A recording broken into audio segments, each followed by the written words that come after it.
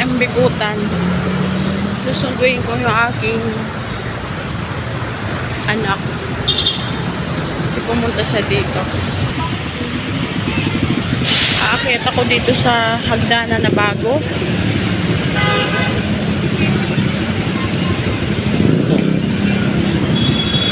Nakakatakot yung bagong hagdanan. Oh my God.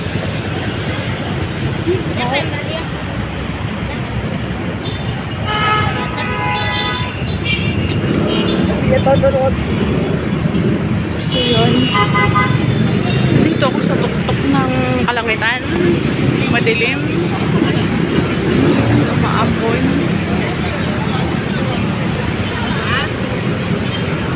Ng SM Bikutan. Dito na ako sa SM.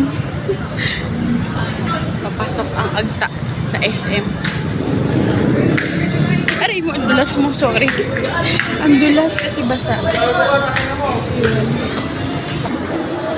So yun, pababa. Pababa ako. Kasi baka nandito sa Chowking yung ano ko. Tayo, tingnan natin dito.